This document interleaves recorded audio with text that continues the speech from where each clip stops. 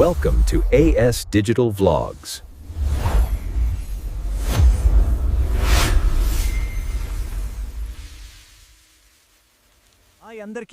మనందరికీ తెలుసు, ప్రతి సంవత్సరం రిపబ్లిక్ డే రోజున ఒక స్పెషల్ అనౌన్స్మెంట్ వస్తుంది. దేశం మొత్తం దానికోసమే ఎదురుచూస్తూ ఉంటుంది. అదే పద్మ అవార్డ్స్ లిస్ట్. అసలు ఈ అవార్డ్స్ వెనక్కున్న కథలేంటి? ఈసారి ఎవరెవరు ఈ గౌరవాన్ని అందుకున్నారు? పదండి వివరంగా చూసేద్దాం. ఓకే, మన ఈ ప్రయాణాన్ని ఒక సింపుల్ ప్రశ్నతో స్టార్ట్ చేద్దాం. అసలు జాతీయ గౌరవం అంటే అదెలా ఉంటుంది? ఈ ప్రశ్నకు సమాధానం ఎక్కడో నంబర్స్లోనో డెఫినిషన్స్లోనో దొరకదు. అది మన దేశంలోని ఎంతోమంది గొప్పవాళ్ల స్ఫూర్తిదాయకమైన కథల్లో దాగి ఉంది. ముందుగా అసలు ఈ పద్మ పురస్కారాలు ఎందుకంత ముఖ్యం, వాటి ప్రాముఖ్యత ఏంటో అర్థం చేసుకుందాం. ఇవి భారతరత్న తర్వాత మన దేశంలో ఒక పౌరుడికి ఇచ్చే అత్యంత ప్రతిష్ఠాత్మకమైన గౌరవాలు. పద్మ పురస్కారాలు ఇవి కేవలం ఒక అవార్డు మాత్రమే కాదు, ఒక పెద్ద గుర్తింపు. అంటే చూడండి, arts, sports, social service, science, medicine ఇలా రకరకాల ఫీల్డ్స్లో వాళ్ల జీవితాన్ని అంకితం చేసి ఏదో అద్భుతమైన సేవ చేసిన వాళ్ళని మన దేశం గౌరవించే విధానమిది. ప్రతి సంవత్సరం మన రిపబ్లిక్ డే రోజున దేశం మొత్తం ఈ అనౌన్స్మెంట్ కోసమే వెయిట్ చేస్తుంటుంది. ఆ రోజు మన జాతీయ పండుగకు ఇది ఒక స్పెషల్ గ్లోరీని, ఒక ప్రైడ్ని యాడ్ చేస్తుంది. ఆ రోజు మనకు కొత్త హీరోలు పరిచయమవుతారు. అయితే ఈ అవార్డ్స్ అన్నీ ఒకే కేటగిరీ కాదు. వీటిలో ఒక క్లియర్ హైరార్కీ ఉంది. అంటే ఈ పురస్కారాలు ప్రధానంగా 3 వేర్వేరు రకాలుగా ఉంటాయి. అవేంటో ఇప్పుడు చూద్దాం. ఇక్కడ మనం చూస్తున్నట్లుగా పద్మవిభూషణ్ అనేది టాప్ లెవెల్, అంటే ఎక్సెప్షనల్ అండ్ డిస్టింగ్విష్డ్ సర్వీస్ కి ఇస్తారు. ఆ తర్వాత పద్మభూషణ్, ఇది distinguished service of a high order. ఫైనల్గా పద్మశ్రీ, ఇది ఏ ఫీల్డ్లోనైనా డిస్టింగ్విష్డ్ సర్వీస్ చేసిన వారికి ఇస్తారు. సింపుల్గా చెప్పాలంటే ఒక వ్యక్తి సమాజానికి చేసిన సేవ ఏ స్థాయిలో ఉంది, దాని ఇంపాక్ట్ ఎంత పెద్దది అనేదాన్ని బట్టి ఈ కేటగిరీలు మారతాయి. అత్యున్నత స్థాయి నుంచి గ్రాస్ రూట్ లెవెల్ వరకు ప్రతి సేవకు ఇక్కడ గుర్తింపుంటుంది. సరే, ఇప్పుడు ఈ సంవత్సరం సంగతేంటో చూద్దాం. 2026 పద్మ అవార్డ్స్ నంబర్స్ ఏం చెప్తున్నాయో ఓ లుక్కేద్దాం. కొన్ని చాలా ఇంట్రెస్టింగ్ విషయాలున్నాయి. ఈ సంవత్సరం ఏకంగా 131 మంది ఈ ప్రతిష్టాత్మక పురస్కారాలు దక్కాయి.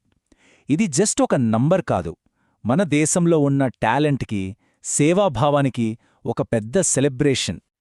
ఈ చార్ట్ చూస్తే మనకు క్లియర్గా అర్థమవుతుంది.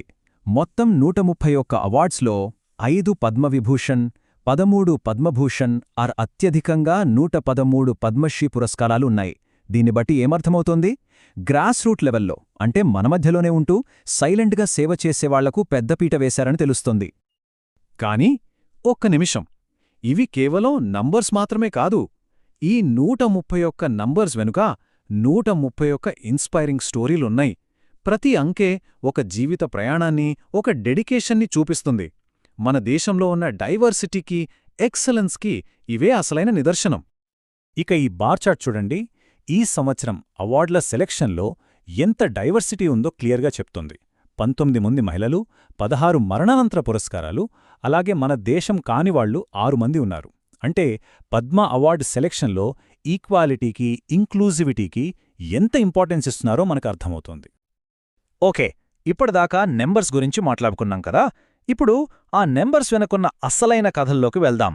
ఈ సంవత్సరం పద్మ పురస్కారాలు అందుకున్న కొందరు గొప్పవాళ్ల గురించి, వాళ్ల సేవల గురించి తెలుసుకుందాం. అసలు పద్మ అవార్డ్స్లో ఉన్న గొప్పతనమేంటో తెలుసా? ఇవి మనందరికీ తెలిసిన పెద్ద పెద్ద సెలబ్రిటీలకే కాదు, సమాజానికి సైలెంట్గా సేవ చేస్తూ ఎవ్వరికీ తెలియకుండా ఉండిపోయిన ఎంతోమంది అన్సంగ్ హీరోస్ని కూడా గుర్తించి ప్రపంచానికి పరిచయం చేస్తాయి. ఉదాహరణకు మనందరికీ తెలిసిన పేర్లు చూద్దాం. మలయాళ సూపర్ స్టార్ మమ్ముట్టి తన అద్భుతమైన నటనతో దశాబ్దాలుగా మనని అలరిస్తున్నారు. ఆయనకు పద్మభూషణ్ వచ్చింది. అలాగే మన Indian cricket team captain Rohit Sharma తన విజయాలతో దేశానికి గర్వకారణంగా నిలిచాడు. ఆయనకు పద్మశ్రీ. ఇక తన మధురమైన గాత్రంతో మనల్ని మంత్రముగ్ధుల్ని చేసే అల్కా యాగ్నిక్కు పద్మభూషణ్ దక్కింది.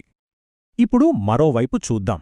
బహుశా ఈ పేర్లు మనలో చాలామందికి తెలిసి ఉండకపోవచ్చు, కాని వీళ్లు చేసిన సేవ నిజంగా అమూల్యం. ఛత్తీస్గఢ్లో ఆదివాసీల ఆరోగ్యం కోసం తన జీవితాన్నే అంకితం చేసిన డాక్టర్ బుధ్రి టాటీ, ఆర్గానిక్ ఫార్మింగ్లో ఒక విప్లవం సృష్టించిన రఘుపత్ సింగ్, మేఘాలయలో ఆడవాళ్ల ఎంపవర్మెంట్ కోసం పోరాడుతున్న హాలివార్, వీళ్లే మన రియల్ హీరోస్. ఒక మనిషి వారసత్వం అంటే ఏంటి? వాళ్ళు బ్రతికున్నంత వరకేనా, లేక వాళ్ళు పోయాక కూడా దేశ సరిహద్దులు దాటి కూడా ఉంటుందా? ఈ ప్రశ్నలకు పద్మ అవార్డ్స్ ఒక మంచి సమాధానం చెప్తాయి. ఈ కొటేషన్ చూడండి, ఎంత అద్భుతంగా ఉందో.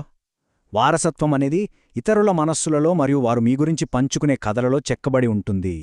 అంటే ఒకరి లెగసీ అంటే వాళ్ళు వదిలివెళ్లిన ఆస్తి కాదు, వాళ్ళు ఇతరుల మనస్సుల్లో నింపిన స్ఫూర్తి, వాళ్ల గురించి చెప్పుకునే కథలు. ఇది మనిషి లేకపోయినా వాళ్ల ఇంపాక్ట్ ఎలా ఉంటుందో చూపిస్తుంది.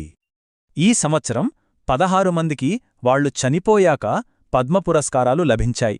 వాళ్లలో లెజెండరీ యాక్టర్ ధర్మేంద్ర సింగ్ డియోల్ కూడా ఉన్నారు. అంతేకాదు 6 మంది విదేశీయులకు కూడా ఈ గౌరవం దక్కింది. అంటే అమెరికాకు చెందిన ఫేమస్ క్యాన్సర్ స్పెషలిస్ట్ డాక్టర్ నోరీ దత్తాత్రేయుడు, జర్మనీకి చెందిన music researcher professor లార్స్ Christian coach లాంటివాళ్లు. దీనిబట్టి Padma అవార్డ్స్కి ప్రపంచవ్యాప్తంగా ఎంత గౌరవముందో మనకు అర్థమవుతోంది. సరే, ముగించే ముందు ఒక చిన్న ప్రశ్న. మన చుట్టూ, మన సమాజములో ఎంతోమంది వాళ్ల గురించి వాళ్లు చెప్పుకోకుండా నిస్వార్థంగా సేవ చేస్తూనే ఉంటారు. అలాంటి వాళ్లని మనం గుర్తించాలి.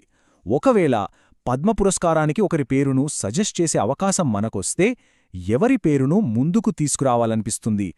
ఎవరి విశిష్ట సేవను ఈ ప్రపంచానికి పరిచయం చేయాలనుకుంటాం? ఒక్కసారి ఆలోచించండి.